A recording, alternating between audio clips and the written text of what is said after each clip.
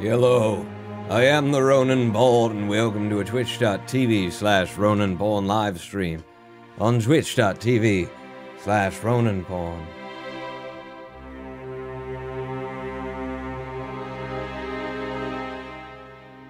And welcome to a Wednesday on Sunday, apparently.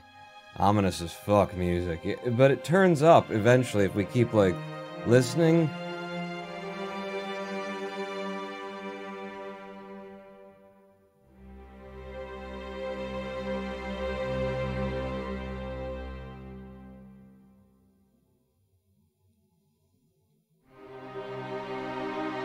Oh, God! It does turn up. It does eventually get brighter again. The cloud that passes between the sun and you. And you.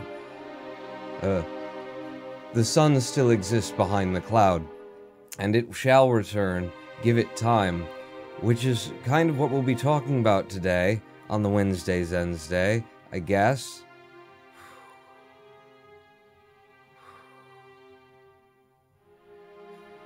I feel odd. Why do you feel odd? Well, because I've started to go insane. Ladies and gentlemen, before I do go insane, let's jump into American Truck Simulator, so that we can go insane in a way that would be appropriate to the platform. Cheering5 says, does Jim, no pawn, we're fucking playing video games. Right. See, I knew that we'd have to do that. Well, we've dived deep into the inner turmoil of self-identity. Hello, Software. How are you? It's good to see you. How nice of you to join me here today. Okay, now, those of you may remember, do you want to allow automatic checking for game updates and news? Okay. Sure, you may recall that we continually lose our save file in American Truck Simulator, just to keep it fun, apparently. So, I don't have the truck that I usually have, or any of those things. Wow, it's sort of like looking at the world through 16 pairs of goggles, isn't it? What are you talking about? Well, we'll get into it, won't we? Ice cream. Oh, for fuck's sake, Pawn, did you start another save file again? I mean, I just installed the game and didn't go finding the old save file. So in that sense, yes. In another sense, what's real anyway? I think I preferred the string impromptu classical music to this while I'm talking about. So what are we doing? I think we're going to the job market to grab ourselves a quick job so that we can get on the road and do something and so forth. Where would we like to start? Let's start in Tonopah, Nevada, and see if we can't get, to the very tippy top of the upper righty majiggermadoo of Nevada. That's a place we haven't been in this save file anyway. Let's cart some dry fruits there, from Tonopah to Jackpot. Maybe. Hey, you have new upgrades available, so says that upper left corner of the screen. When you're in the garage, that is. I don't know. I just drive. I just do the driving and question the nature of all of our realities. That's okay, there's a lot of things here that don't need to be on screen, aren't there? The speedrun data, the input overlay. Welcome back to American Truck Simulator. There you go. On-screen keyboard is still on. No, it's not. You're late. Hello, Dramacian. Hello, Major Exobirth. Hello, Jim. These are the three folks who are going to experience my personal sense that I may have gone mad last night. At about, I'm guessing 4 a.m., but what is time, really, but an imaginary construct within which we experience the truth through the thick and dark glass of self. Self versus other, inner versus outer. How can I possibly be playing American Truck Simulator right now? It just seems insane, doesn't it? It does to me, anyway. Dramacian cheering 50, a mad genius. Yeah! Genius at what, though? A genius, if I'm a genius, a mad genius, then we're all mad genii. Genii? We're genies. We're all blue, voiced by Robin Williams, going crazy Zen practitioners, apparently. I counted my breaths last night, up and down, in 100 individual steps, 600 times at least. Probably closer to 800. As I stood on an edge that I feel like I am still stood upon. Everything that I've ever said on this live stream, just completely new context. Everything that I've ever spoken here and shouted into the ether to, you know, bring some semblance of understanding or something that I'm teaching or sharing or something like that. With whom have I been sharing all of this? With whom have I, in what direction, to what entity outside of self have I been shouting at in effort to convince 'tis none? 'Tis none but self, which is not. And is not. Hi, Pawn, says Zorglob. Hello, Zorglob. Welcome to insanity. Virtual insanity, and something. I don't know the words, it doesn't matter anyway. Hi. Zorglob, hello. Welcome to American Truck Simulator as we drive from one end of the world to the other end of the world, experiencing all along the way time and its passage, and the experience of other and inner, and none of that makes any sense. Dramatian stood on the edge of a blade with only a nudge to push you over. Stood on the edge of something that just...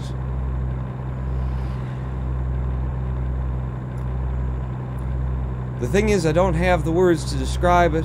I've come up with some words to describe it, but the act of describing it makes me feel crazier, because you're describing it. Why would you describe it? To whom are you describing it? But we'll just relax and dig in, and we'll see. We'll let it go, and we'll stand on this edge and ask ourselves, as I asked last night, oh, Jesus! Your fault. I just needed a towing. You mind towing me? You did that. That wasn't me.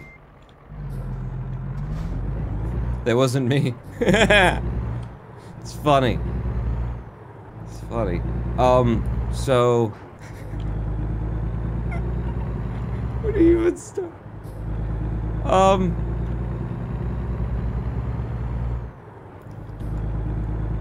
I feel insane. I feel that I have gone insane.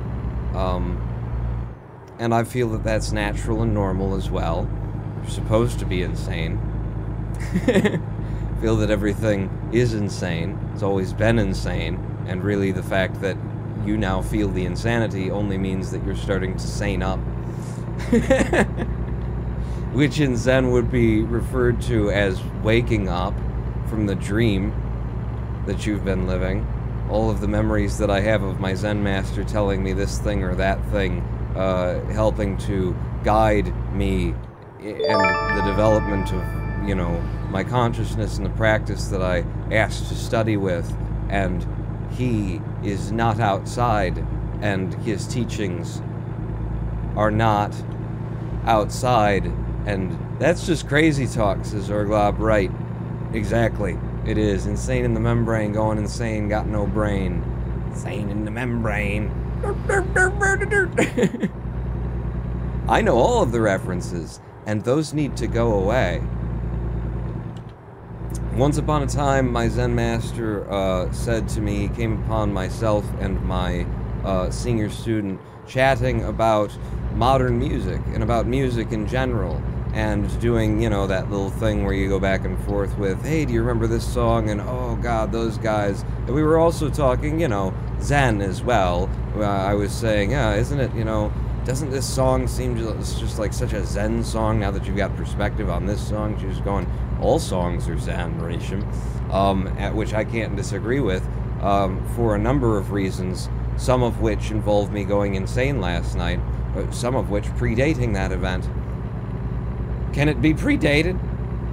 We were talking about those sorts of things, and he just sort of walked up on us, my Zen master, and said, you know, that has to go too. All of that has to go as well. All those memories, ideas you chat idly about with strangers. Or, you know, not strangers. He didn't say these words.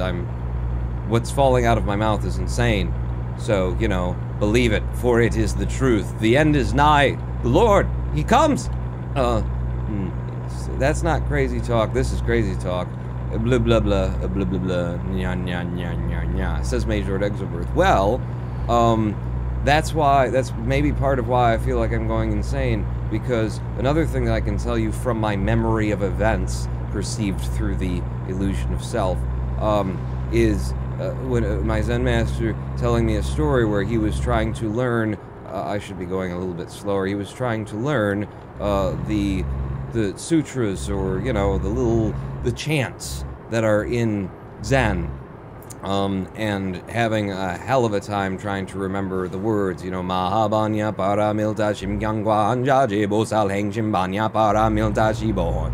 That kind of a thing that I also studied and eventually learned. So he's saying once upon a time, you know, before he was a Zen Meister, he was a Zen student, and he had the experience of trying to learn them as well, and found it difficult as well, and I managed to get my speed down before I got a ticket.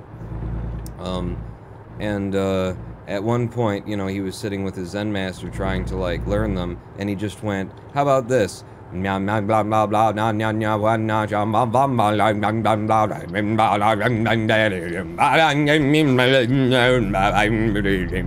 maybe not like that, but, you know, he just gave up on trying to know what the syllables that he was supposed to be pronouncing were at that point, and just did it without caring whether he had the syllables right or not. And his Zen master said to him, perfect. In a not joking way. And that is why I'm going insane. This is why I feel like I'm going insane. Because I now understand that. And when you say, this is crazy talk, blah, blah, blah, nya, nya, nya, nya, nya. What the fuck, say? Nyam, nyam, nyam, nyam, nyam. That makes perfect sense to me. Chogyam Trungpa, which is a Zen master, a Tibetan, a Tibetan Buddhist, who was, I believe, Chogyam Trungpa in the 70s. He was amongst the last wave of Zen practitioners to escape Tibet, I believe. I may have my stories mixed and wired and crossed over, but he was a Tibetan, he was a reincarnated fellow, whatever they call that, I forget the word. You know, a reincarnated master that they go out and a Rinpoche. If I've got my stories correct, he was a Rinpoche, and he came to America and he taught many practitioners in the 70s, in the sort of hippie flower child power, whatever it is, era. Over here in, I believe, in California or in those regions, and I could be wrong about that as well, because I've gone insane. But Chogyam Trungpa, he took a wife at a certain point. I believe she was, at the time he married her, 16, and she retells the story of lying in bed with him, you know, after making whoopee, you know, at age 15 or 16, with 30-some-year-old Chogyam Trungpa, and him saying to her, I'm very close to awakening right now, and one of two things happens to Zen practitioners who draw near to awakening. Either they awaken or they go insane. Something to that effect, anyway. And I feel like that. Because of what I experienced last night. You know, all of the things that I've talked about on these live streams about the nature of self and the nature of you, and the idea that your existence, the view that you take on it as inner in reference to outer, me here and you there, you know? This here and that over there, the things that I've talked about in reference to, you know, your sense of what is real and what isn't, all coming through your sense organs, and then landing in your brain, and then your brain taking the input from your sense organs and manipulating it and creating an experience for you to have that is not actually the real experience. And when I've gone deeper and suggested you have no idea nor any way of proving whether or not there is anything external to you, right? When we talk about the sense organs feeding into the brain and the brain, you know, interpreting and coloring and presenting an internal experience for you to have from your very subjective, individualist self-perspective. Ooh, a train's coming up. Ooh, a train's coming up. Oh, it's just the engine, though. Oh, it's still beautiful. It's still sweet. And I don't have to sit here as long, I suppose. We can look at the bright side. When I've talked about that, that is true and that is real, you know. Your experience internally, you have no evidence that there is an external experience that you're experiencing, because your experience is mind. Your experience is mind. And even from that very, what I see now as almost a kindergarten, childish interpretation of what is really at work, what is really going on, even from that perspective of believing that there is an external world and there are sense organs, and then things come in at those sense organs and are turned into electrical signals, and then in the mind, the brain, your brain converts them into an experience for you to have from a seat of consciousness in a mind. That is so much whatever, isn't it? It's so muddy, it's so mucky, there's so many steps there, none of which can you provide any evidence to scientifically exists or is happening. The idea that you could just be having a dream, but not a dream in the way that we think of dreams, because our dreams, the concept of dreams, is contextualized within language and within an experience of mind that believes in self and inner and external, inner and outer, you know? I mean, it's like a dream. But wait, what do you mean a dream? Because the word dream and the concept of dream is all wrapped in that idea that a dream is a temporary thing and you wake up from it into something else that's real. But what is real? I'm going insane. How does insane feel like, says Mosaic Task Force? It is, in one moment, pleasant, and in the next, terrifying, and then pleasant again, and then you start counting your breaths and focusing on your breath, and seeing the long, incessant stream of thoughts chained together one after another that creates your experience. And you see them passing, and you don't know what to do with them. And you just keep breathing, and yet they keep interrupting, but you just keep breathing, and you let them go. And then you start to ask yourself, why is it that I've been told from the very beginning, all you need in this practice is to focus on your breath? That's all you need. Everything else is interchangeable, everything else can be thrown out, depending on the practitioner, depending on who's listening, who needs the language, who's seeking. Everything can be changed except for the posture and the breath. That at the heart of this practice, there is nothing more necessary than to sit and to breathe. Why focus on the breath? Why always the breath? Wow. It's a heavy load I'm carrying.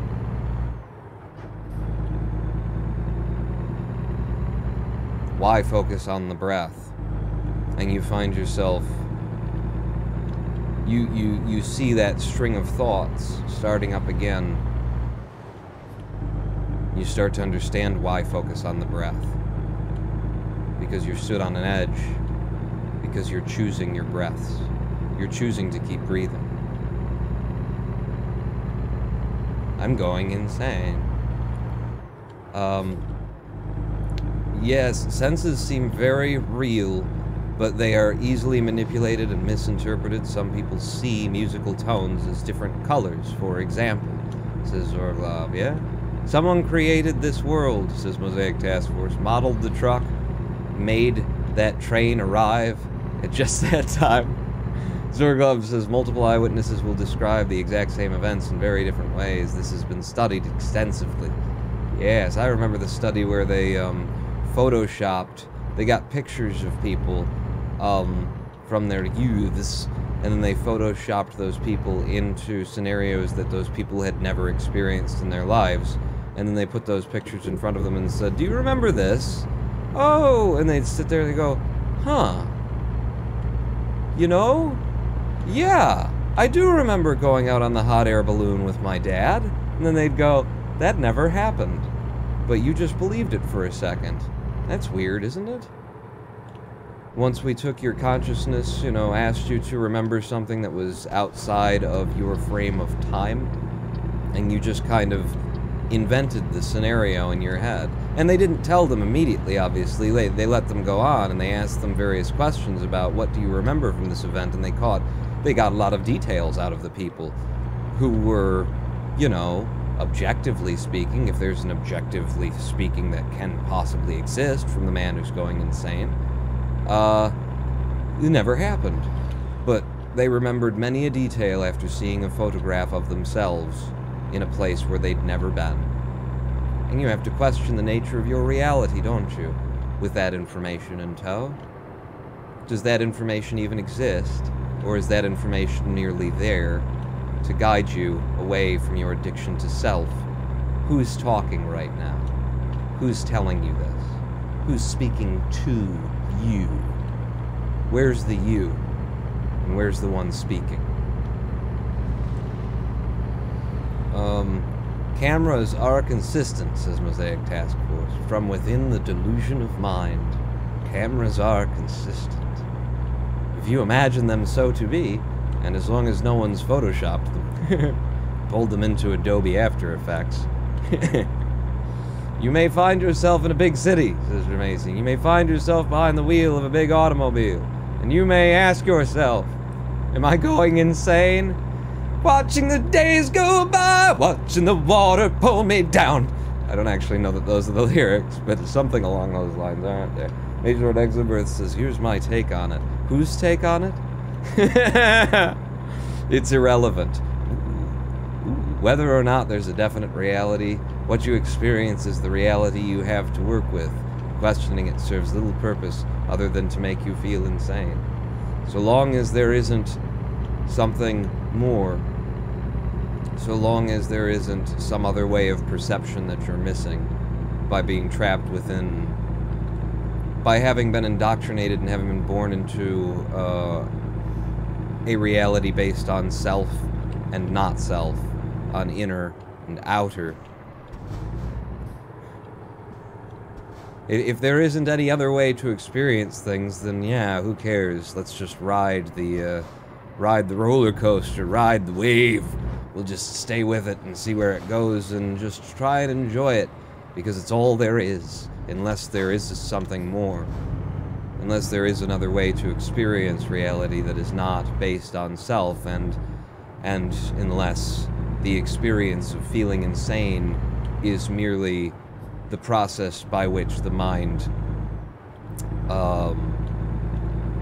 untrains itself of its delusional methods of perception. Yeah, you could say it that way. You could use those words. But the question is, why are you using words at all? Who are you talking to? Zorglov, responding to Mosaic Task Force, says, yes, but two people looking at the same photograph won't necessarily interpret it the same. Reality is subjective, and so long as it is purely subjective, you know, then let's all just continue experiencing it subjectively. If there is a real reality, or if there is even merely just another way to interpret things, another way to experience all of reality that's closer to the truth. It's a choice you have to make whether to pursue it or not, or to do what in Zen would be described, I suppose, as deciding to roll over and go back to sleep, to remain within the dream, even after having tasted, even after having touched, having seen the glimmer of non-self reality.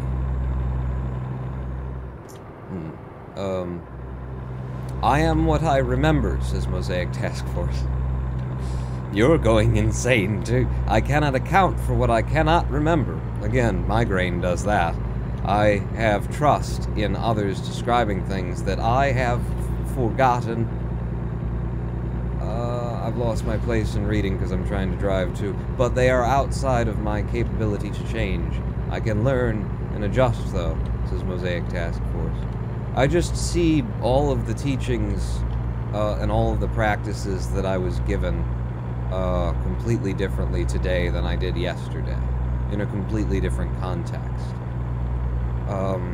Almost as though all of the training and all of the practices that you are given are to, like, give you shelter in this storm, are there to be anchor when your consciousness goes adrift, because I feel adrift. And had I not the methods and means that I have been taught in order to, you know, slow the mind's constant, incessant chain of thought to thought to thought to thought, I don't know where I'd be right now. Last night, in the thick of it, I was very much aware of the choice to continue breathing, and how easy it would be to stop it, and very aware of the dependency, the dependencies that allow our sense of reality to exist, and how much they are bound to our fear.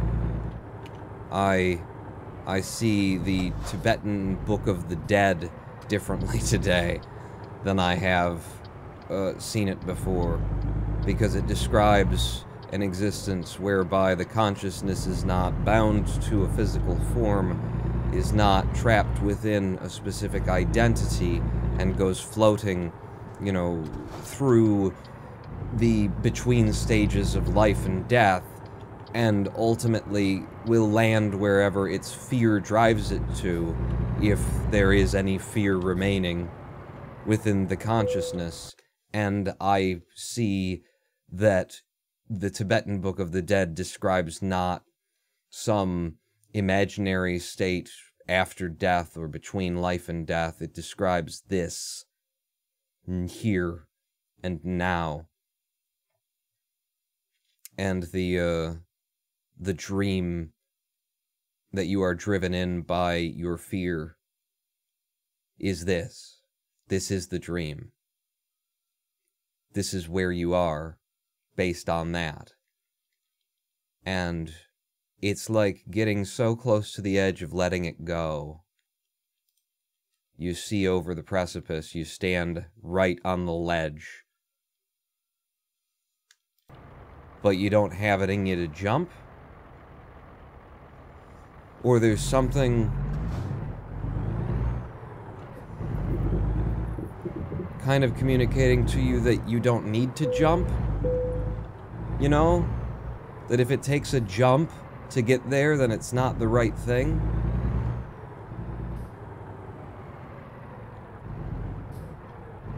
There's something, anyway, that didn't quite allow me to step over the ledge, and it's not the first time I've encountered such an experience either.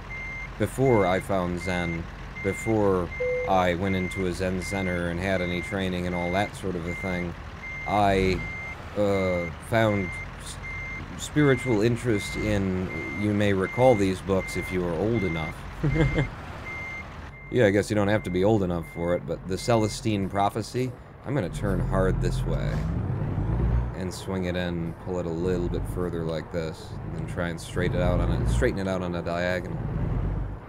The Celestine Prophecy, and well, I was using the meditative techniques in that book, which are very much different than Zen. They're far more spiritual, hippy-dippy-woo kind of stuff. As I was practicing those, I came to a state of mind and body and being where I felt as though I was floating in a cloud of golden light, and in that moment, I recognized that I had stopped breathing in my meditation. My breaths had become so shallow that I couldn't even detect them, and that I wasn't sure whether or not I was actually breathing anymore. And I had the longest sort of single moment compacted in order to decide whether or not to take the next breath, or to risk it and go deeper into that golden light. And in that moment, I had a single thought that scared the shit out of me. And the single thought was my mother getting the phone call saying, "We don't know what happened, but your son died in the middle of the night on a floor somewhere 1,000 miles away from you in Florida." And in that moment that I had that thought and was terrified for her sake, that heartbeat that had stilled entirely in the midst of the meditation went to, so hard did my heart pound that I felt it in the floor that I was lying on. It reverberated in the wood. I could hear my heart banging on the floor. In that moment of fear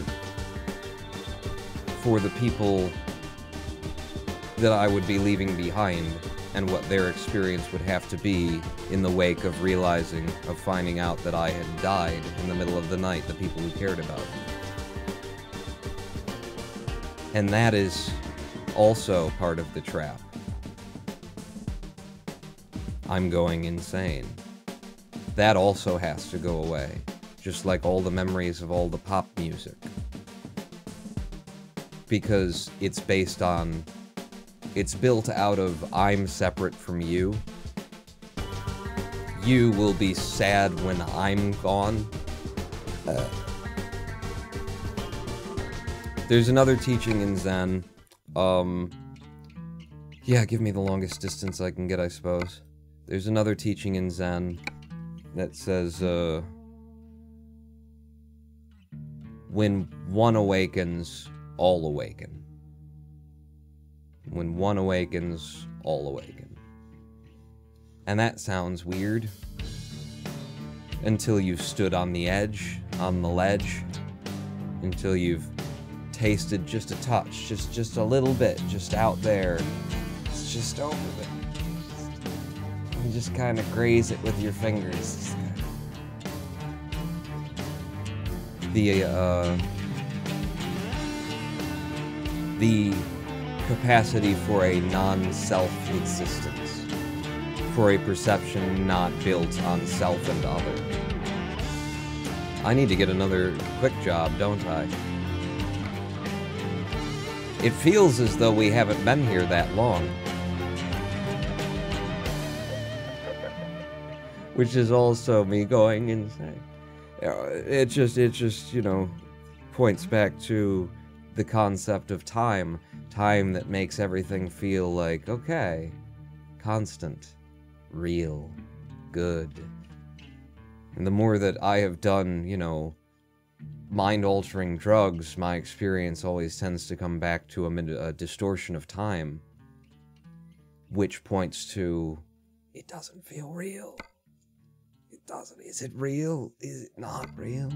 What are we doing? I don't know.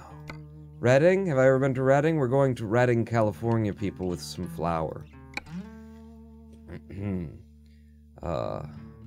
Let's see. Where did we leave off in chat? I cannot account for what I remember. So Major Exhibit says, in the context of what you were saying earlier, if you seek a different way of experiencing reality and find it, are you actually experiencing reality in a new way, or have you convinced your mind that there's another way of experiencing it? Either way, it's the reality you are currently experiencing and what you have to work with. Yes, now you're going insane. Because yes, all of that's there, isn't it? Isn't it? We're all always trusting our individual perspective experiences that we have from such a small place, in the universe. And we feel as though we have nothing, nothing to do but to trust them. And, in a sense, there is nothing to do but to trust them. Question them, and then trust your questioning. And then trust the answers that you find in your questioning. To doubt and trust the doubt because it's your doubt. And to think that this is somehow a deeper experience because of your doubt. It's different than just trusting whatever it is that I was telling myself yesterday, because this involves a doubt that I invented toward myself, and then, and deeper, and it's turtles all of the way down. I'm a fan of you are two, that our two brain halves are independent personalities, meaning that our automatic breath is actually the work of a different person assisting us. This is Mosaic Task Force. Can I go? Oh, it's so nice that you've come to a stop. I don't think there's even a light here. Is it a three-way stop and I didn't notice? Perhaps. I am going insane after all. Or at least that's how it feels. It just recontextualizes everything. The experience that I've had recontextualizes everything. And the contextualization of things is, the experience leaves me in a place where whenever I find myself contextualizing something, that's insane! How can you do that? Why would you do that? Why would you think that there's truth to be found in a new box that you put things into, when you've just found your way out of a box, standing on the edge, on the ledge, and asking how long can you stand on the ledge? How long until you wake up? Or last night thinking, if I have to go to my Zen master about this, if I have to speak to him as though he is an entity outside of me, as though me is an entity different than him, if I have to go, then I will have failed. Which is an arbitrary thing. Language does not work for this. And speaking it and taping one word and one concept to another, as we do constantly, feels bad. And it is.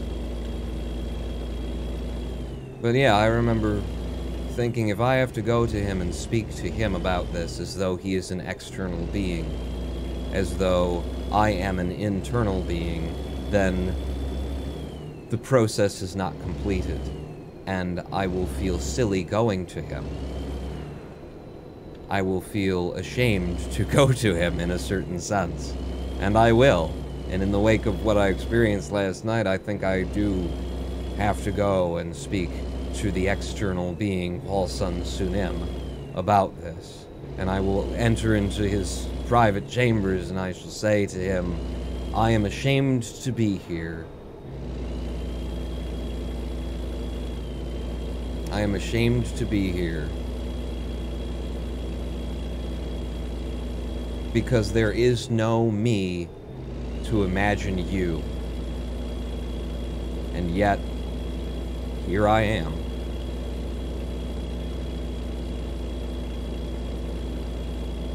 And maybe he'll understand what I'm saying, And maybe he'll tell me I'm crazy. And in either case, it won't help.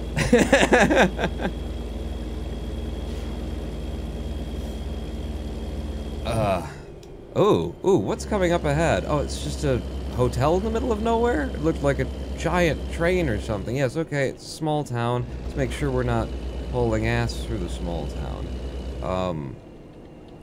Hence, hang on. What are we doing? Hence, when we realize and act on being two, many things make more sense. Experiments with people having split brain surgery. What? Experiments with people having split brain surgery for epilepsy shows this to be a reality, at least for them. Oh, come on now. At least there's no one behind me. Yeah, there's someone coming up behind me. This is my turn, isn't it? It is. I've made it, and I only scraped... I managed to avoid scraping the wall back there. You guys couldn't see it was behind chat. Also, you were perceiving it through your I am self. Through your small self. I'm coming over. Get out of the way. Thank you.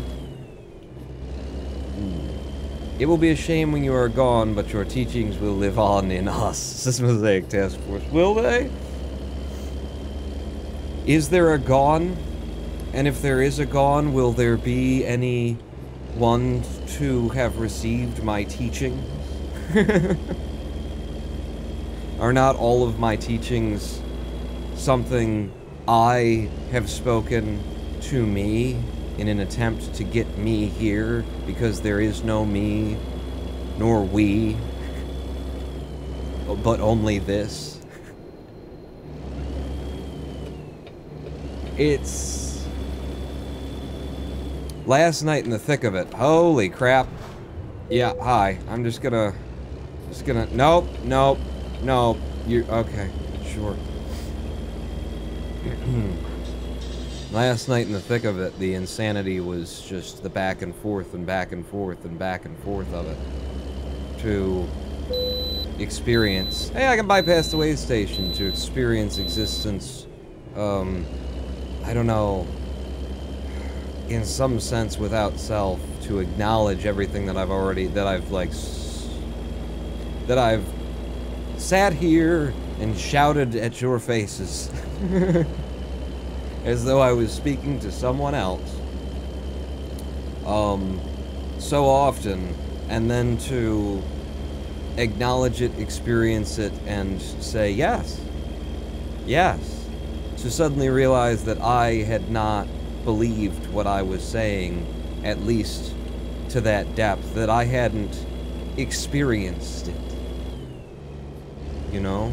That I was talking about something that made a lot of sense to me, but that I hadn't actually walked through, without knowing that you hadn't really walked through it. Now, there was a question that lingered within me, whether I'd walked through it or not, and whether or not you could know whether you'd walked through it or not. Whether you could decide for yourself, or any other could decide for you. All of this language sounds fucking ridiculous to me now. It is insane. It is mad that this is how we talk. That this is what we use in order to communicate. We use. That's mad too. That we use to. Nobut is not accurate at all today. Nobut has not been accurate at keeping the time for a while. And, no one knows about it, but hasn't looked at it yet. It hasn't been correct since early November. Yeah, I believe the daylight savings time switch threw him off. Major Exelworth saying, nah, you only go insane if you reject that the reality you experience is what you have to work with. Reject the reality that I experience is what I have to work with. I don't even know what that means. And I don't think you do either.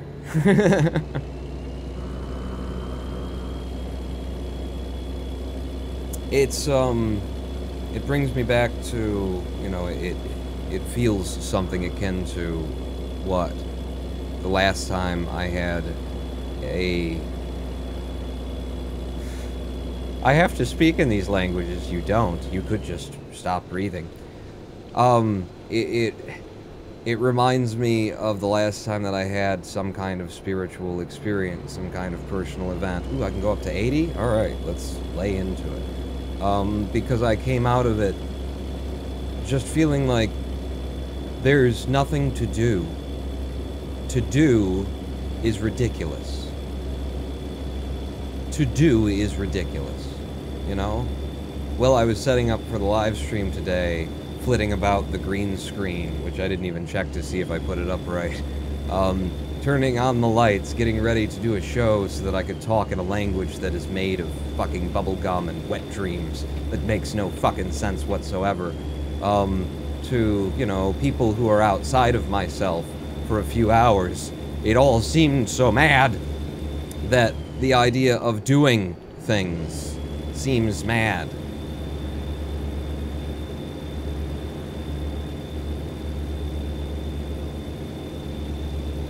Maybe because in doing things is just housed that experience, that need for there to be, you know, something done in the external by the internal that does not exist, neither of which exists.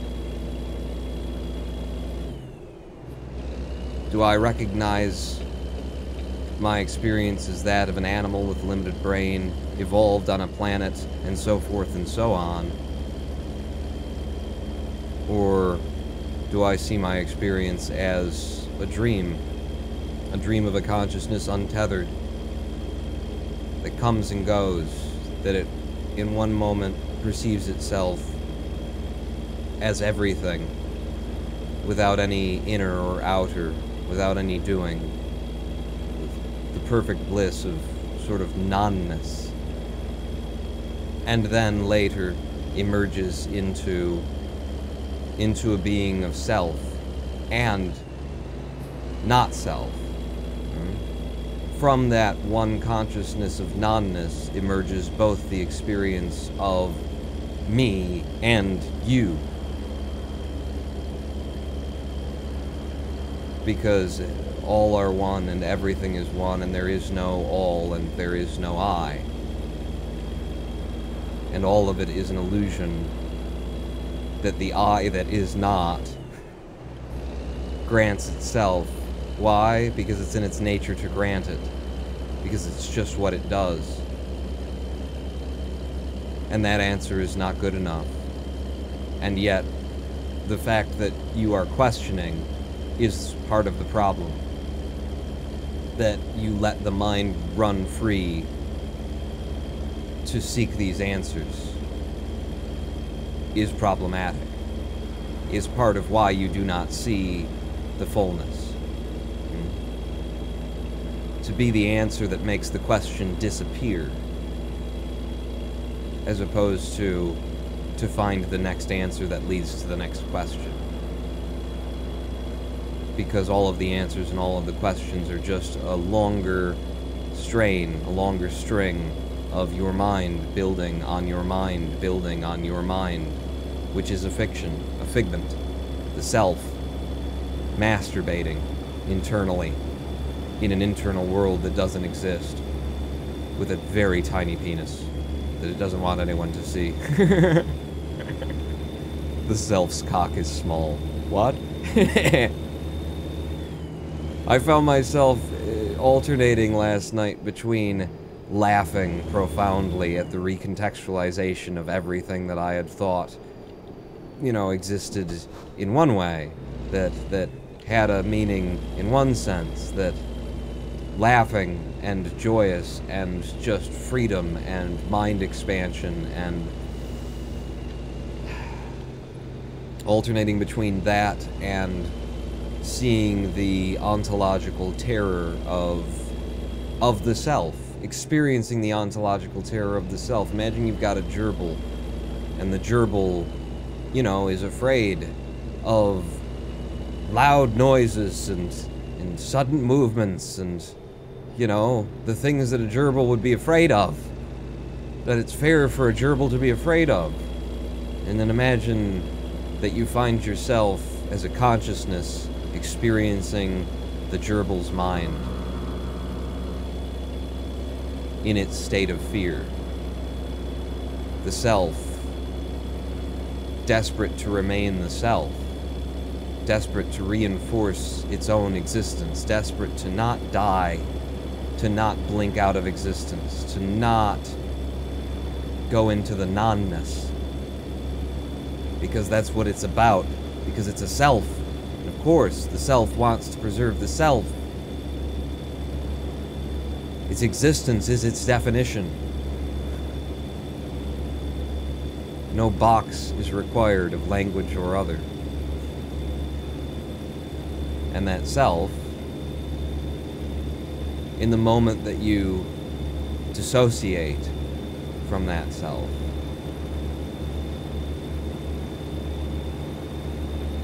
which is a bad way to say it, but there aren't good ways to say anything, really, are there?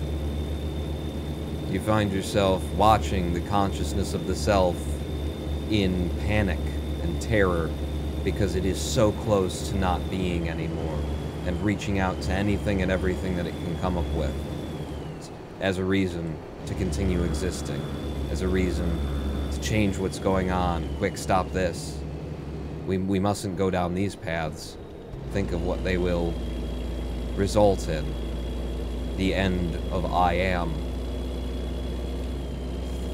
From my perspective, says Mosaic Task Force, Ronin Pawn enhanced my perception and enjoyment of the world to an extent where I prioritize it over other tasks and experience the bits and Patreon money could give.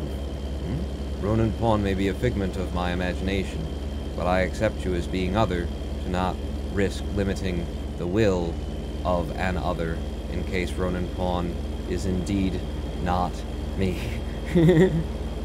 I like that, Mosaic Task Force. It makes me feel good all over. Germasian said, for a time your memory would live, but all the events of the past, present, near future would blink out of existence once human life ends on this planet. And then the universe will reclaim you and this planet in time. You will be the dust of the universe. Yes, you will. The I am self will come to an end, whether it does so because you recognized its nature and stopped splitting yourself into two, stopped splitting reality into two. You returned to the notness, the nonness, or it will cease in death. Or maybe it won't. And maybe the whole thing is that you remain in this experience of self, inner versus outer, regardless of what you dream. Whether you dream to be alive, or you dream to be dead, or you dream to be between states, until you can let it go. Until you can just let it go. And I don't say that as though I pull it out of my asshole, although I do. That is the teaching of many schools of Buddhism and of Zen. And many practitioners, I believe the Theravadins in particular, although I don't really understand the difference between Mahayana and Theravadin. I believe Theravadins practice specifically to negate their karma, which is to say to negate the chain of action and reaction that exists not in an external world but in the mind, that keeps the self reinforced, that keeps things going. They practice in order to negate karma, in order to end the chain, the unbroken chain of thought and self.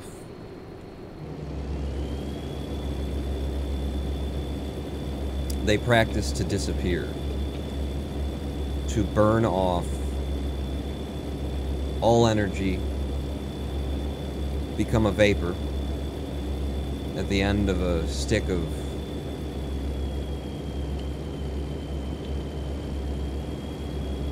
incense. Yes. I'm trying to remember the poem that I heard once.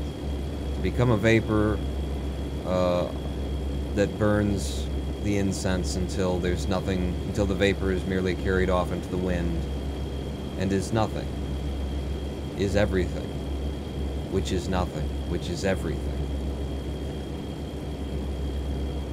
They practice for that because these are the teachings of Zen and of Buddhism as interpreted by some practitioners. And I've actually, often sat here and talked about how silly that sounds. Because if you are practicing to escape a prison, then you enforce the idea that there is a prison.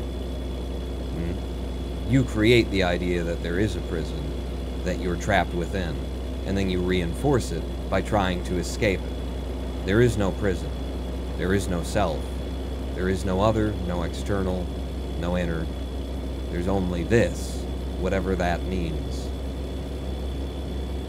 And any prison that you try to find the key to escape is a prison that you create. The key is one that you hold, but only because you invented it in your mind. There's no prison to escape. So to practice as though you are trying to get free of something is the opposite of useful if you are trying to get free of something. Because it's all in your head. It's all in your perception of mind as filtered through the idea that you are separate. You are self. But imagine that this self and everything that you perceive as not self, as other, as outside, comes from one source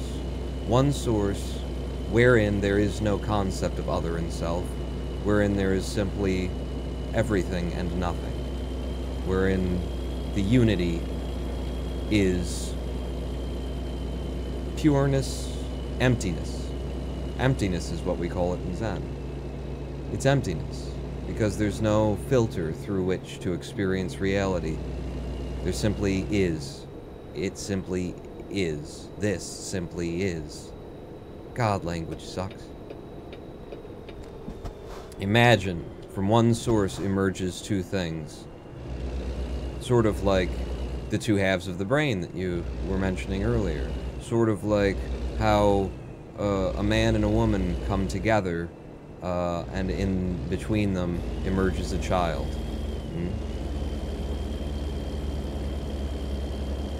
Imagine that there is one source, and from that source emerges two things, and what defines the two things is the space between them.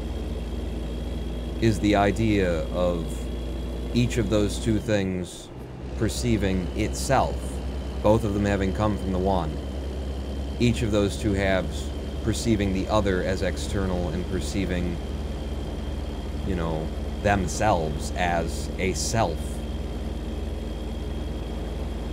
Just imagine that. That the outside world and the you are actually one. And your perception of exterior and interior, of your personal history, in reference to everything that exists outside of you, is all illusion. It's all a way of seeing it that's based on perspective, and perspective is something that's real, but it's only real when you're in the state of two-ness, when you're in the state of not non-ness, in the state of being. Look at that. That's beautiful. And it's totally, I mean, look at how beautiful that is. And we know that that is totally fake.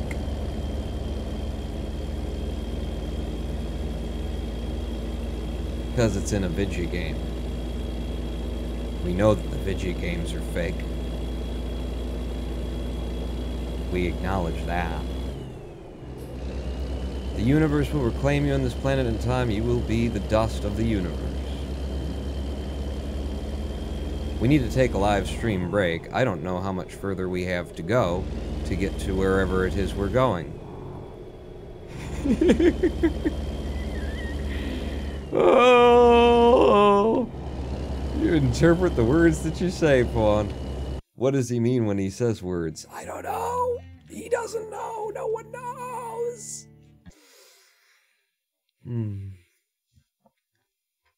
Chew on that. Chew on that a bit.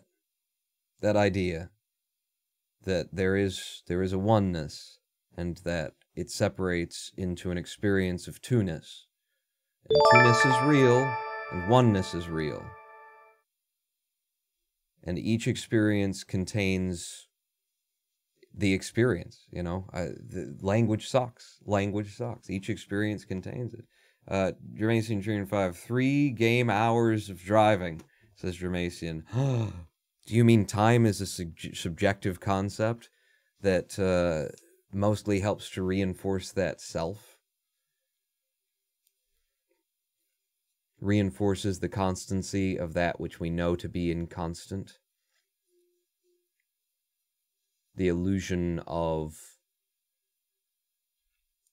rigidness and permanence to that which is temporary and in flux?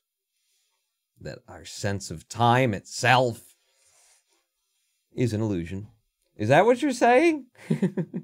We're going to take a live stream break. We'll be away for 7 minutes, whatever the fuck that means.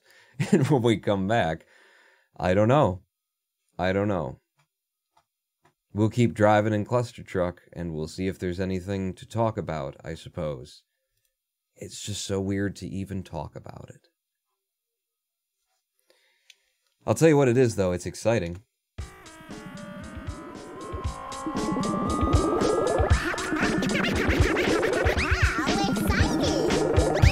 We'll find out in 7 minutes how exciting it is. Take an opportunity to get yourself a pee. Yourself a pee. Pawn not out.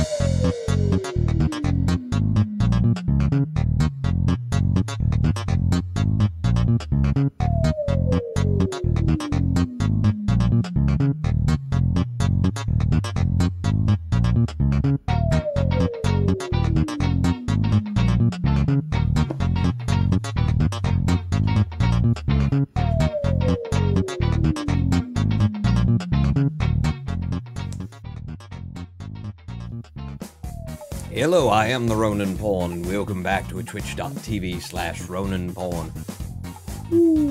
Live stream on twitch.tv/Ronin Pawn.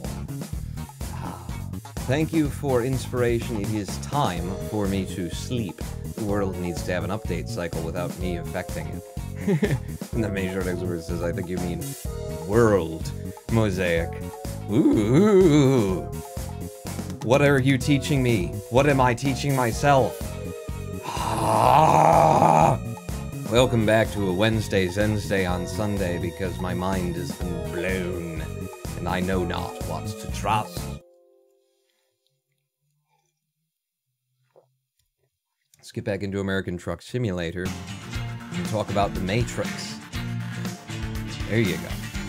Talk about The Matrix films, because I've recently become aware of a concept for interpreting The Matrix films. Were we in Jackpot? We did Jackpot, and we're currently running, aren't we? Yes, Pawn. In fact, you're driving. As soon as you click this button, be ready to drive, because you've got speed. Okay. Be ready to drive, because you've got speed. You've got momentum. Make sure and get your hands back on the wheel, because you're traveling forward through time and space. Tier 15. Here, have some bits, says Major Lord Exilbirth. Are they real? I will use them to buy things that also I question the reality thereof. Thank you, Major Lord Exilbirth. It's a Zerl day on Gressel. We don't need actual words, do we? We can make our own. So, flip, skip up our and there's the nature of your existence. I've recently become aware that was a police officer. Thank God I was doing the speed limit. Was it? Were you? Cruise control, please? Yes? Are you controlling your cruise? I'm not sure. Hang on, let me just gun it a little bit and then hit the C in a definitive way. You don't seem to... I don't know, because we're going downhill. There we go. Okay, it's driving on its own now. Now that's the state we're looking for. It driving on its own. I have recently become aware of a concept whereby you can interpret the Matrix movies to be multiple levels of the Matrix. Neo never exits the Matrix in them. I hope I'm not spoiling anything for you in the Matrix. The Matrix being story of a young man who finds himself trapped within an artificial construct, a delusion, so one might say, created by an evil AI outside something blah blah blah blah blah. There's an external something that Neo thinks that he's fighting against, and he finds his way out of the Matrix when he searches and finds the great master Morpheus, who frees him from... It's a choice that Neo must make, but the master frees him from the Matrix, and he exits the Matrix into the real world. The real world, in which, throughout the course of the movies, it turns out that the powers that Neo has within the Matrix, some of them exist outside of the Matrix, in the quote-unquote real world. And it's nothing new to look at the film and say, maybe Neo never exits the Matrix there, then does he? When you get right down to it. He's got these mystical, magical powers within the Matrix, and then he exits the Matrix, and what do you know? When he really needs them, he reaches out and he still has these mystical, magical powers, which make no sense outside of the intellectual construct of the Matrix as a thing that you are plugged into, where you, if you know about it, can, subvert the rules of that existence. I've recently become aware of a completely different interpretation of the Matrix that focuses heavily on this aspect that Neo never exited the Matrix. That the Matrix is a matrix within a matrix within a matrix. And so his supposed real world, wow, we are going downhill on the other side of a mountain, it would seem, because the engine hasn't fired in ages. Because as seen within the films, his magic persists outside of the Matrix, and also the characters within the Matrix who are members of the Matrix speak about it as though perhaps everything is a construct that has been dealt with, and perhaps Neo is in fact not the one. I've become familiar with a new interpretation of that, but I really want to talk about the Matrix in terms of this idea of a reality wrapped inside a reality wrapped inside of a reality. Because imagine, come with me, down the side of this mountain. Come with me and imagine, if you will, for a moment, that you actually, really, truly, in your mind, you, as a self, stopped believing in you as a self. And by you as a self, I mean all of it. Everything that comes in at your senses, everything you see and smell and touch and hear, you stopped believing in it, as though it were actually real. And that doesn't just end at the external, the seemingly external that comes in through those senses. It's not just the external that's not real, but everything, all of it, all of the self, all of the you that you consider to be the you, including your thoughts, your memories, your opinions, your ideas, your emotions, your individual experience, all of it, if you believed it to not be real. And then coming back to this concept of the Matrix, if you believed it not to be real, what is it? Why is it? But at the same time, you're asking those questions, you're acknowledging in your own mind that to ask those questions is to play into the surreality that is at hand, to the illusion. Ask the question, why this? But there is no this. There is no spoon. To ask questions about the spoon is to reinforce the delusion that there is a spoon.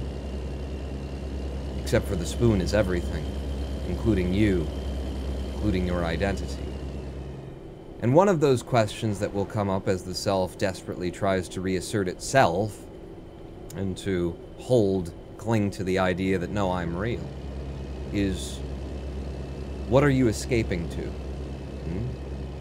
When you throw away the self, when you lay it down, when you let it go. It's important, in fact, because I spent a number of years on the meditation mat. Maybe that's an exaggeration, maybe it isn't.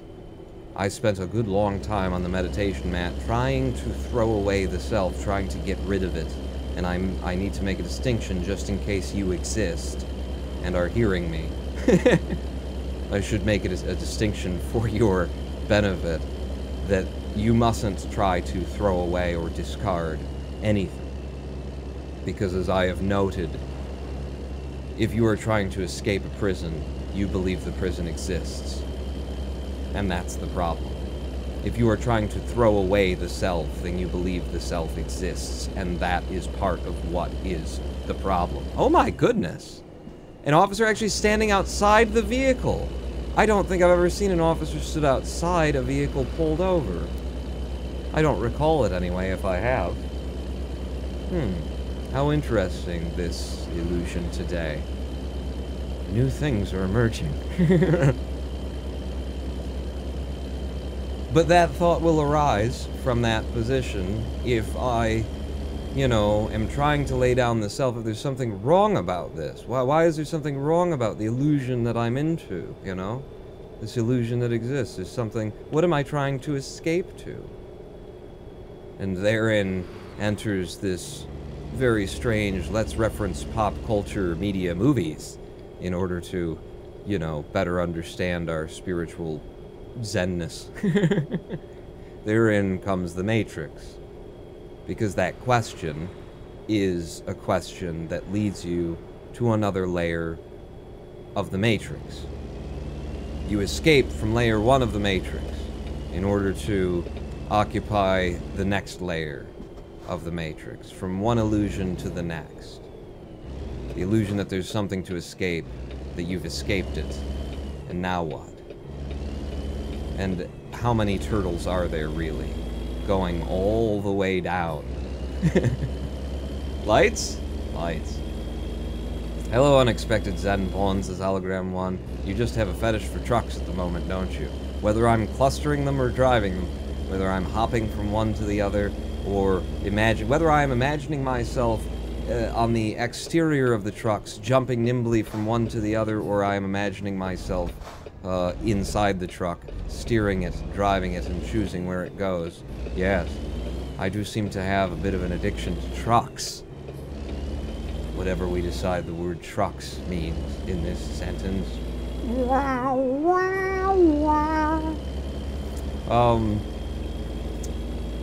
should I have said quote-unquote bits, says Major Dexter. The Earl Nashia Topopia Boon Zabat, says Dramatian. And Zescortney Fasabun Bois, says Cavoodle. A very strong point, Cavoodle, thank you. Dramatian responding, Fet Fet Na Anilu, which is a good counterpoint. It is an argument that we must consider. Indeed. Indeed. What about her emails? AKA Fet Fet Na Anilu. About these Zorbal Fleeble-twops, that radiate cacophobly in the noontime skibibble. Yes. Yes. We must consider it all if we are to find our way free from this illusion. And the question would be, to what end do you exit the illusion? Why? You know, if there is an illusion, and we are subject to it, and there is a practice by which human beings have come to know more, that there is another experience to be had, a more true one. Why experience that experience rather than this experience? What the fuck is the difference? And all of that is another layer of the Matrix. It's just another depth of self playing with self playing with self. Not to say that the questions aren't invalid. They aren't important. But they're invalid. And they're important. They're not important. But not to say that. But you know. Oh, look out for that light post. Oh, yeah, I managed to clip the light post. But I didn't knock it over. I tipped it, but I didn't knock it over. So we get points anyway. Oh, shit. Shit. This is not an area to be turning around in, is it? It would not seem as such, Pawn. No. Okay. Well, where are you going then? I'm going to turn around in the area that is not an area to be turned around in. Are you? Hang on. Can I perhaps steer this big weird thing, this big giant illusion, can I direct its movements in such a way that I could turn it around? You should have backed down there, Sister Macian. Yes, I should have, shouldn't I? So I'm going to give that a go. I'm going to come over here, and I'm going to... What? Where do you want to turn around, sir? I'm so deep within the illusion right now. I'm so incredibly deep into it. And all of the teachings that I've been given in Zen, are they part of the illusion reinforcing it? Reinforcing itself? Or are they there to help me? What's real? How do I spin this mofo around? Oh, I know. I know. I figured it out. I figured, wait, I figured it out. Hang on, here's how you do it. Here's how you do it. You pull in, and then you hit enter. Boom. I managed to turn it around. Jermaine Hearing Fun, you should have backed down there, yes, and then Hologram 1 says, art is a lie, nothing is real. Who's art?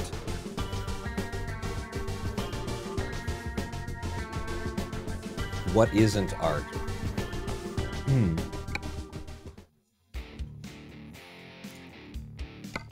You can see, wow, I got experience points enough to go to the next level. You can see how you might go a bit insane. Like, lying on my couch last night, realizing that there was no couch, that there is no me, that everything I know has to go away in order to experience this nonness, this emptiness. And then watching as the mind desperately clings to things and says, but what about that? What about this? What if you die? What if your death? And then what about the people who will be there to and feel your death and your missing and your absence? What about? What about? What about? What about? What about? As it echoes off into eternity, you watch your mind do that as you do not believe any of it. Do you see how I could feel insane today. In fact, before we go on, I'm going to do something else that is mad, absolutely insane. I'm going to search for Chogyam Trungpa Insane on YouTube.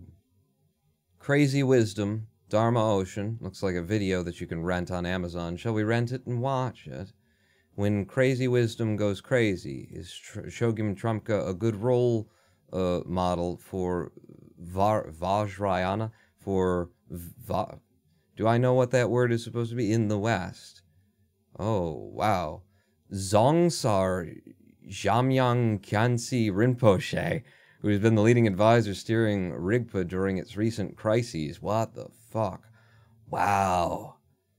Wow, the fucking surreality. He has humbly said that he could never hope to reach Chogyam Trungpa's level of understanding and capabilities as a Buddhist master. He has stated that Chogyam Trungpa was the only one who truly understood Westerners. For anyone who thinks that this viewpoint can be helpful in moving Rigpa forward with reform at this time, we must advise them to read the story of a Halloween party held during Chogyam Trungpa's 1975 Naropa Seminary.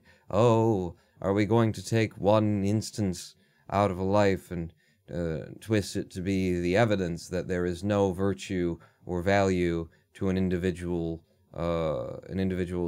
life, teachings, or all of the impact that he's ever had, that an individual has ever had? Are we going to do that? Is it the internet? Apparently it is. This is a story of crazy wisdom gone to frightening extremes. Two seminary attendees, the poet W.S. Merwin and his girlfriend Anne, had retired to their room for the night after attending the Halloween party for a short time. Chogyam Trungpa, who was quite drunk by then, ordered them to return to the party. When they refused, he sent his guards to coerce them. Eventually, the guards ended up breaking down doors and a fight ensued, with broken bottles, gashing faces, and friends fighting friends. The room was completely trashed. Chogyam Trungpa's guards eventually won the battle and brought the couple downstairs, whereupon Trungpa demanded that Anne strip. When she refused, she was stripped by the guards, screaming. Many of the people at the party were drunk. There had been much stripping before the couple were brought down. Some naked participants had been carried above the heads of the guards and paraded through the room. This was all done to mark the occasion of the start of Vajrayana teachings. There seems to be an assumption amongst some Tibetan Buddhist lamas that Westerners need this kind of treatment. Maybe they think that we're rough and arrogant and need to be humbled in violent ways. Oh, Western psychotherapy and other spiritual psychological paths are all fine so long as their methods crush ego. If they do not, they are valid paths. Any path that does not crush ego is spiritual materialism, even if it is coated with all kinds of Buddhist jargon. Let's take a break to analyze this a bit and stir to some questions and doubts and Indo-Tibetan and, ooh, Jesus, who the hell are has guards, says Zorglop, yes. Who has guards and who describes them as guards? What, do we trust the author? Do we trust anything, really? What is the definition of ego? What is the definition of crushing the ego in Buddhism? There are none, because this is not a Buddhist terminology. In Buddhism, we speak about the wrong view of a self, or more technically, the view of the transitory collection, which projects a reality onto the self that just is not there. As a result, the mind perceives a more concrete, independent, permanent, unitary self than is actually present. Believing in this falsely appearing self as a truth, the mind grasps to it as a truth and is carried away, like seeing a water mirage. Believing it's truly water, being thirsty, one runs after it. But there is not this water which appeared so vividly. Similarly, there is no such independent self, though it appears so vividly as such. Selflessness, or self, are defined differently in the different Buddhist schools, but basically it's about a false view. The wrong view has to be abandoned. How is the question that this author poses? Why is the question that I pose? But cultivating insight or wisdom, discriminating intelligence, it is the question that I pose not to you or to the author, but to myself. The wrong view, the independent, permanent, unitary. I pose to myself the question, why does this view have to be abandoned? What is the purpose? What is the point? Because it exists? because it is something to which we are unfamiliar? What truth lie at this truth? You can only know if you visit the truth. Is that an answer to why? To know? Makes me think of the Garden of Eden, you know?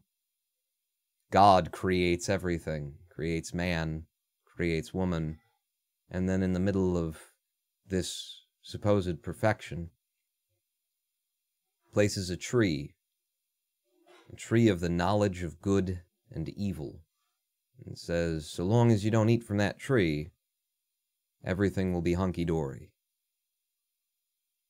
And then man and woman eat from the tree.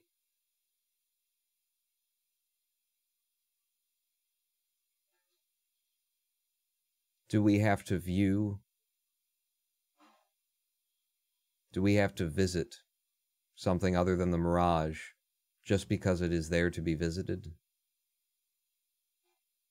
Why? Why is the question myself poses to myself. This infinite loop that goes on, that includes everything. Every sense, every thought, every emotion, every sip of water. And he speaks here about the sense of feeling thirsty, even though there is no thirst. I experienced that last night in a very lowbrow way of actually feeling thirsty when there was no thirst. But more so in the sense that hopefully this author is on about, which is the question, am I thirsty? Am I thirsty? Or does this feeling of thirst reinforce the idea that I am, that there is self? Am I tired and need to go to sleep in the midst of having this, this awakening of sorts on my couch last night? I'm tired. I just want to go to sleep. I feel so good. I feel so relaxed, and so my body is vibrating. The cells of my body. I feel so good. I want to go to sleep. Is this feeling of needing to go to sleep just there to reinforce the illusion? Is the feeling of everything just here to reinforce the illusion? I become thirsty, so I reach for the glass of water. And in doing so, I believe that I'm thirsty, and I believe that there's a glass of water, and I believe the glass of water will quench my thirst. Does that not hold me here? The fact that I'm sitting here live streaming, talking in this language that is built to reinforce self and ego, that is all of it. Drawing breath. Do I need to draw breath? Do I need to keep breathing? Or is the thing that I've been asked to stare at from the very beginning of my entire Zen, practitioner days, is the reason why I was asked to stare at it, to at some point realize that what I've been staring at is my belief in self, is the heartbeat that keeps me within this illusion. With each breath, I reaffirm, I am. This is. Is that why you've asked me to stare at my breath? Because I saw that last night, and I recognized the will and the consent to continue breathing. I recognized the will and the consent to take the water as though the thirst I feel is real, as though the water will quench it. I recognized the consent to turn over and go to sleep. As though I'm tired, I the self, the ego, as though tired is a thing. This is why I say I feel like I'm going insane. Hard to express. I knew it would take a couple hours to get there. This is all very flowery language. Where's the part that outright says what the rest is just hinting at? I mean, I'm trying, but I can't get there. This guy ain't gonna get there. You spend so much time pondering the idea of thirst when you could just drink some water and solve the problem, says Hologram 1. Practicalist versus philosopher. Yeah. And the awareness, that's the other layer of that matrix. The awareness of the thirst as being a thing, and then, well, why not just grab the water and not make it a thing?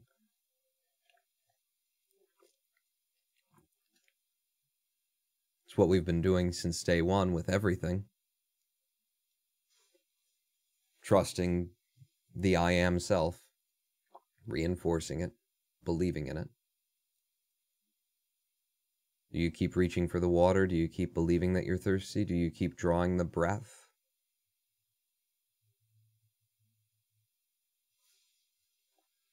The difference is the philosopher tends to die of dehydration, says Hologram 1, and then we ask, what is death? Let's grab another quick job here so there can be something going on in the background. Did we drive to... Where did we drive to? Doesn't really matter, does it? Let's just try and head in a direction that we haven't been, so we'll start in Kingman, and we'll see if we can't find a trip that will take us to New Mexico. Do you have any New Mexico runs? Yes, to Gallup. It's a direction we haven't gone yet, so let's do that.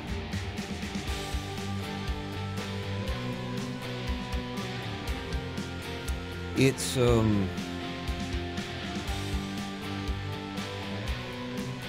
something that you find your mind postulating, but it's not your mind postulating it anymore.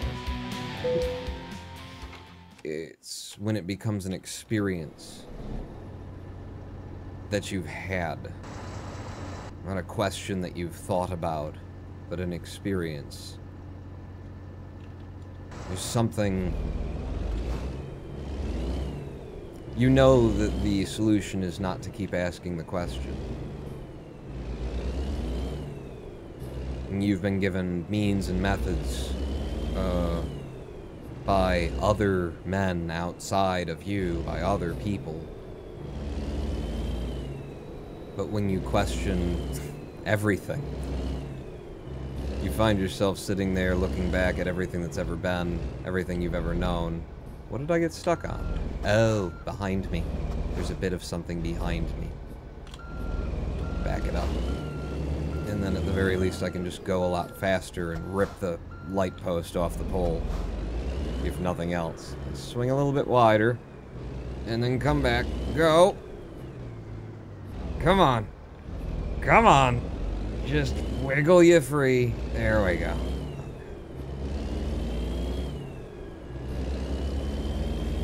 Just the memory of the conversation that you're having. You question that. What's the virtue of that? Why are you holding on to that? I am my memories. I am where I've been, where I come from. I am this continuing string of things, of events, of belief in those events. You have no stop sign. Okay. That's for you. Wow, that's the little baby horn. Do I have a better horn than that, for God's sake? There you go. That's the horn you're looking for. Well, he should have moved out of the way then. Or he should never have stopped in the first place. Crash vehicle.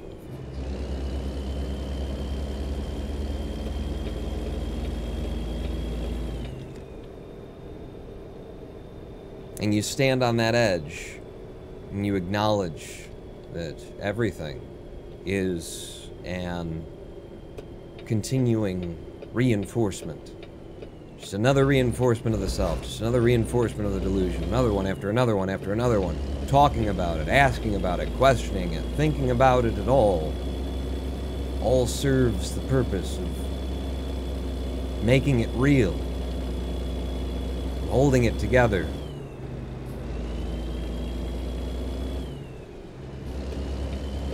And yet, you find yourself stood on a ledge, and it seems as though where you stand is an understanding, a consciousness, a perception, a way of perceiving that is unfamiliar, but you've just touched it. It's unfamiliar, and therefore, and therefore it needs to be trained. If you believe anything about your experience, which you don't, but it would need to be trained, wouldn't it? It's so unfamiliar, it's so out of left field that if there is something to this new means of perception, this other way of viewing reality that is not based on the self, you have to stand on that ledge. Because it's so unfamiliar. Because everything about your world, everything about your existence, has stood to reinforce a different way of viewing it, a different way of seeing it. Everything about you and your experience and your life has always served to reinforce the self.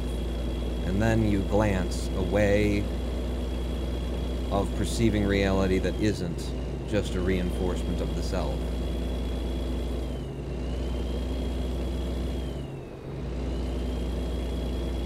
And if you just walk away from it, what have you just walked away from? Are you not rolling over and going back to sleep in the dream? But why escape the dream? Where is there to go? Is the only reason to perceive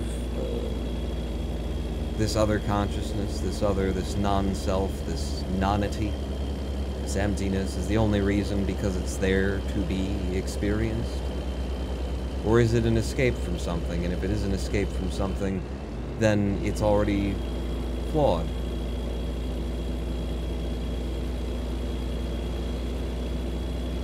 To seek the escape from something, some lie, is to reinforce the lie, the delusion. To believe it.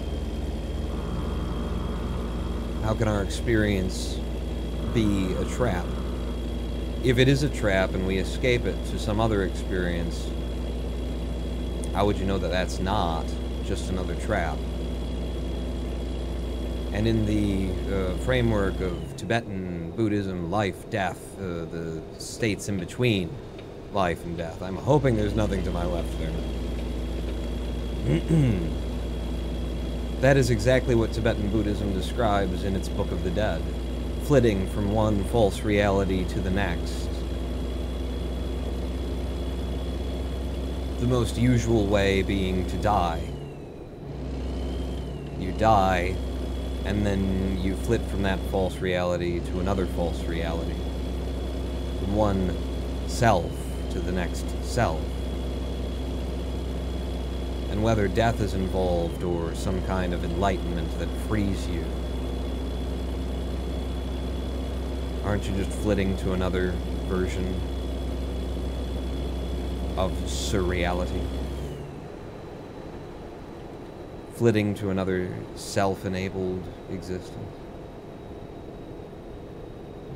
In the face of all of this, what is required is faith. You have to have faith in something. You have to choose where to place it. And in fact, by choosing faith, and placing faith in something,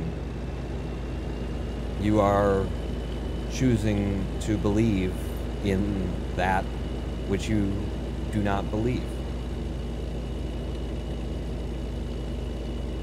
If there is an escape from that which is not a prison, having faith in some set of teachings that will help you escape from that non-prison that doesn't need to be escaped from is no forward movement. You see, at the very least, you see a man going insane before you. You see a man talking in circles, attempting to express something that is more experience, more profound an experience than what can truly be captured by words. And little of what he says makes sense, but to him. You can at least see that. Yeah? And when you get to that point of a mind, are you not insane? Have you not gone mad? And the people around you, you speak and they don't know what language you're speaking or what you're talking about. Have you not lost it? And is losing self insanity? Is it not perhaps the case that the idea of going crazy and going insane, like everything, is yet another construct of the mind to keep you attached to self? Make you feel as though you're going insane when you're just finally waking up from the dream. Are you on MP? Big Country? No, I'm not on multiplayer Big Country 5481. Because there is no self. How could I play with others? We are all one. I am on multiplayer and yet I'm not. And both of those mean the same thing. I do my utmost to get back into my dreams, says Hologram 1. Yes. The behavior is quite common, isn't it? To reassert your dreams. To reassert your dreams. And I don't mean the dreams that we lay our head on the pillow. I mean, that's one. Oh, Jesus, what have I done? You've hit the wrong button. Oh, okay.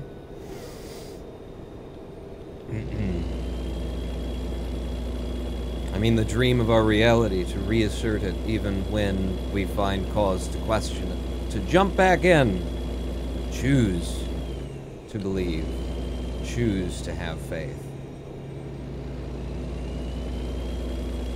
And yet if all these realities are false, what makes them less true than this unknowable, true reality?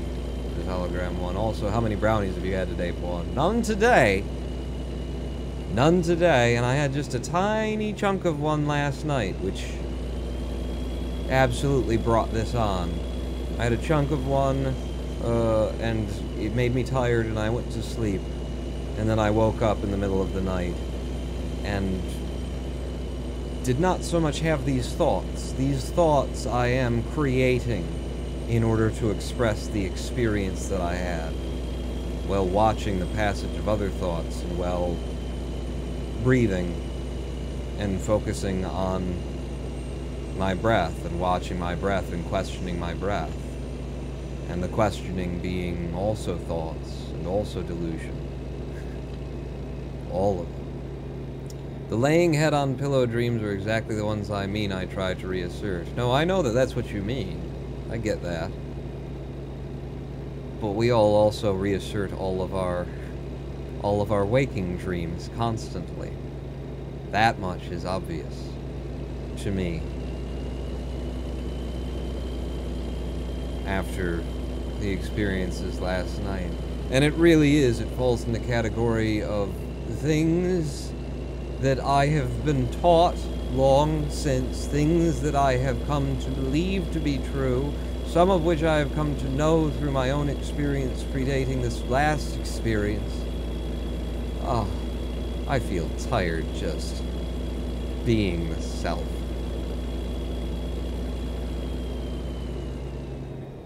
But also,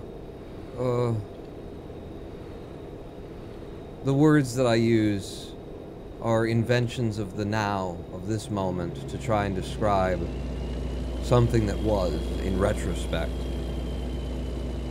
And if you have ever listened to a Zenstay live stream from me before, then you will... Oh, okay. We're fine. We're fine. We may have been derailed a bit. What was I saying? If you have listened to a Zenstay stream of mine before, we're going to need to be towed, people.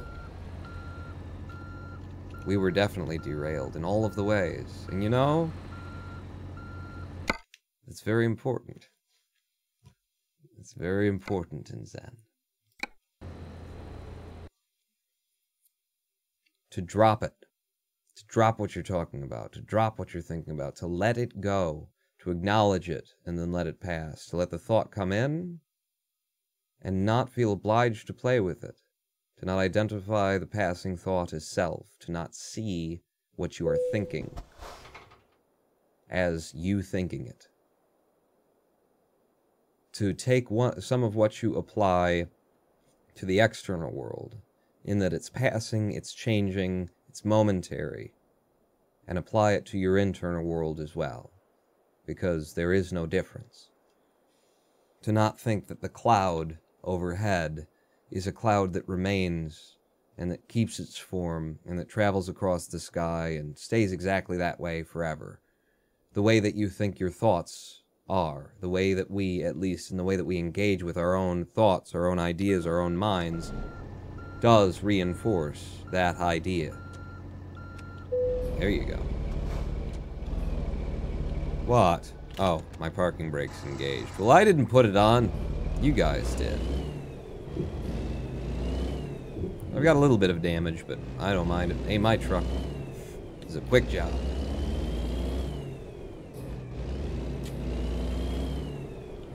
Well, phone the AA, says Hologram 1. Where are we going? No, don't put that on my... I need to see... Okay, come out to the left from Flagstaff, and we'll carry on here. Fuck me. I really can't be bothered.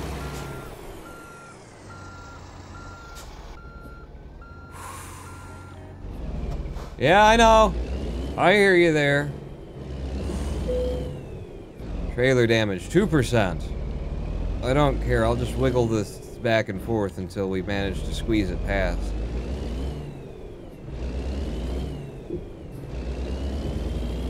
Everything seems so stupid.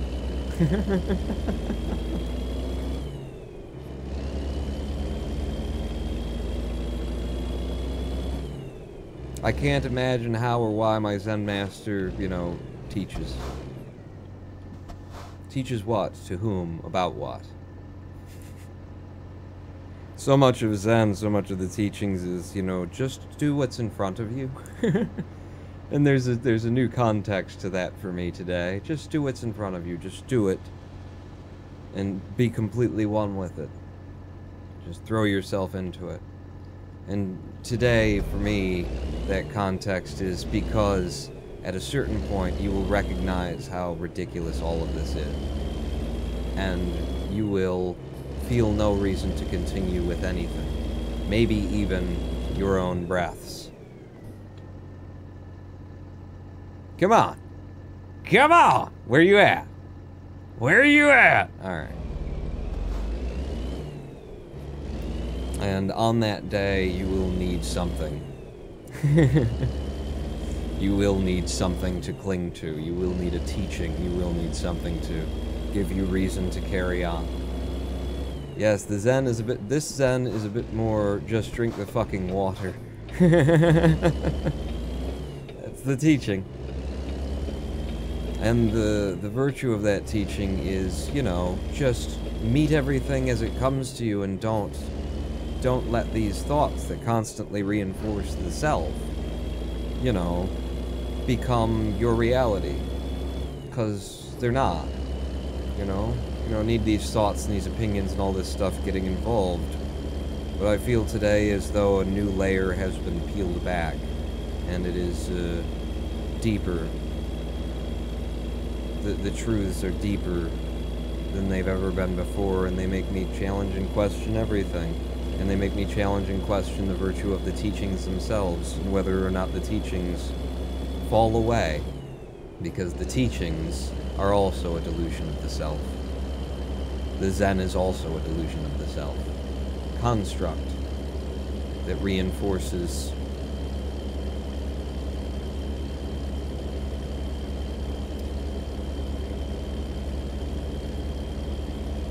the thing is that there's nothing really to talk about here.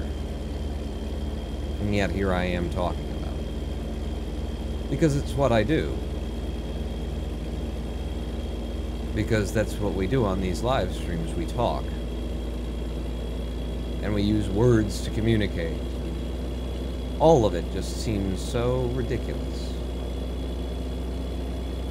And yet, it is what is to do here and now.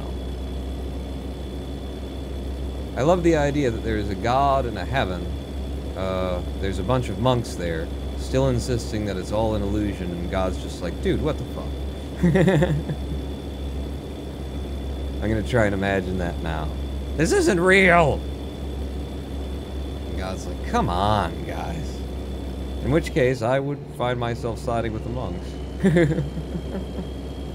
I would be a part of the monks, saying, this isn't real, Lord, and he'd be all like, yeah, but look at all the magic I can do, and look at all that I've created, and look at the experience of this, that, and the other, and I'd be standing there going, yeah, look at all that.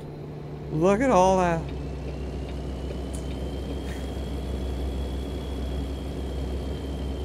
Just drink the water. Just continue breathing. I am. But I do wonder. I do wonder. Don't worry about it, I got it. I got it, I'm good. I didn't ramp off of it this time. Wonder if that's the same one, if they took me backwards and if I didn't pay attention, I would have ramped off of that one again and then had to do it all again to drive back to here.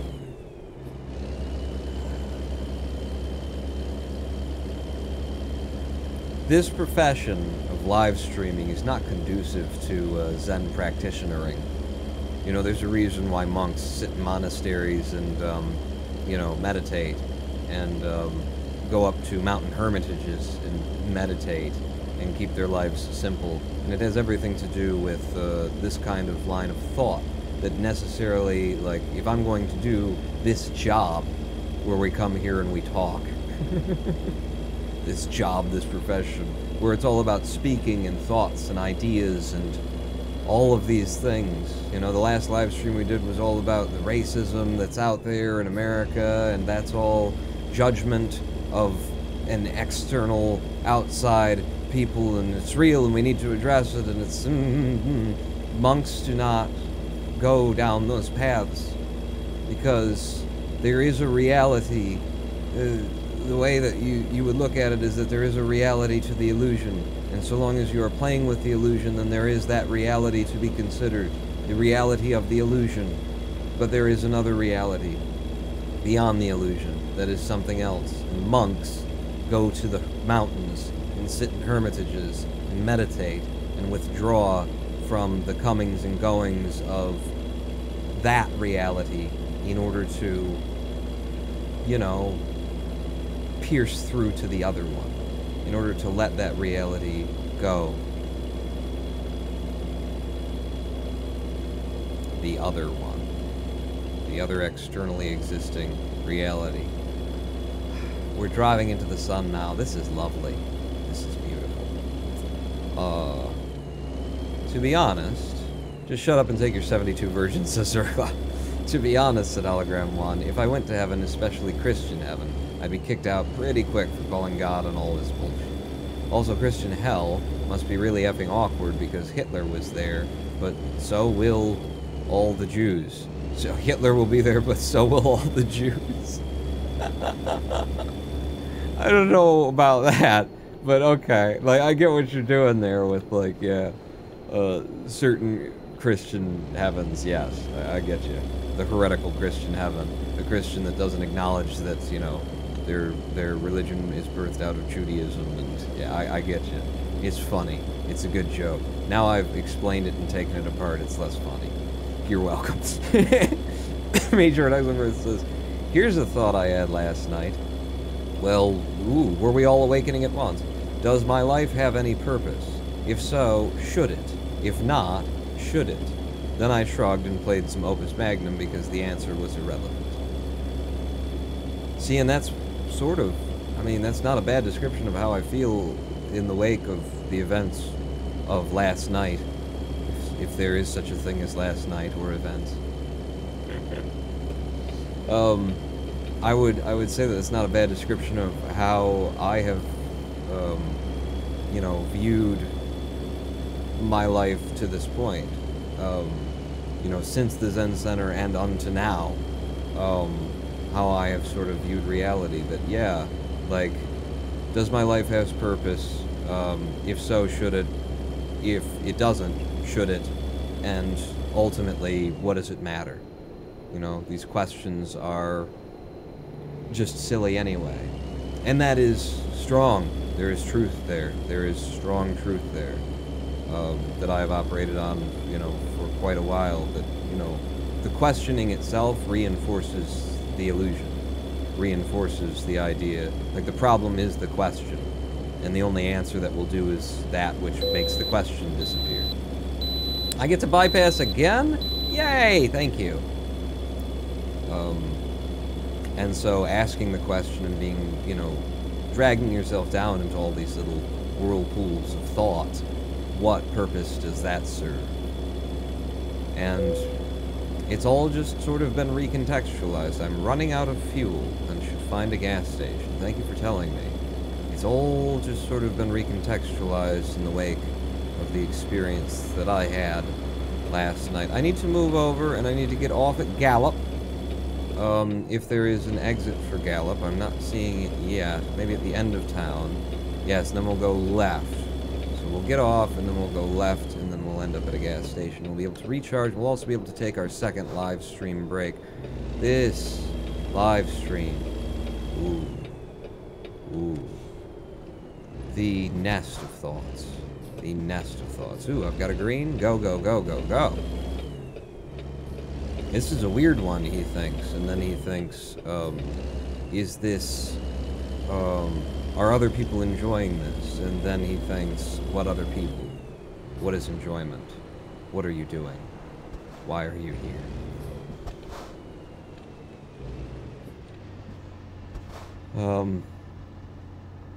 Namaste, says Zendi. And then does a... You've been, live, stay hydrated, bot. Jerome Bond says, you've been live for just over 2 hours. By this point in your broadcast, you should have consumed at least 8 ounces of water to maintain optimum hydration.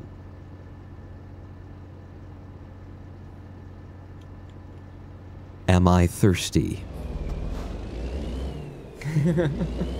Is the thirst a lie? And also the idea that you should drink, stay hydrated, bot. The idea that you should drink on a schedule or should... It is something that doctors are opposed to. However, stay hydrated, bot. If you are employed by PepsiCo or Aquafina, which is, I believe, a subsidiary of PepsiCo, well, then it makes perfect sense that you would be in my live stream suggesting that I drink more water. That's where all those studies have always come from. The ones that say you should be drinking such and such ounces of water per such. They've always come out of, like, the Gatorade research facility. Stay hydrated, everyone, and don't forget to get those electrolytes. Oh, by the way, we just happened to sell a product of hydration with electrolytes added to it. You lot were doing all the philosophical stuff last night, and I was just having kinky daydreams. Oh, but wouldn't it have been nice? Wouldn't it have been nice to just have been part of your kinky daydreams instead? According to Jesus, the only way to get to heaven is accepting him as your savior, and the Jews don't, so at least one interpretation is that they, by default, go to hell. Well, that's one interpretation on what Jesus said on an interpretation of an interpretation on an interpretation. I always have to defend Jesus, don't I? The only way to the Father is through the Son. The only way, like, is it possible that he was saying something more than, you must believe that I am the Christ child? Is there a possibility that his teachings were actually spiritual in nature and not just self-promotional in nature? And where you know, look for that instead. There you go. Where you look for that instead, you will find a different meaning than just, you must believe in me or you are a heretic, which is the way that certain people have tried to, you know, cast it. Certain people have confusedly cast his teachings. Stop. Kill the vehicle. Hold down enter and get me some gasoline. Apparently. To be honest, I prefer kinky daydreams to Zen awakenings. Most of us do. Paul and the bot does not understand this, says Hologram 1. Will someone explain it to him? I don't know what language he speaks. Does he have a self? Does he have an I am self? I know how to communicate with those. I'm rather good at it. Being trapped within one myself has given me quite a bit of experience. So does Twitch have a new bot that automatically goes to streams and encourages healthy habits now? Or encourages habits promoted by,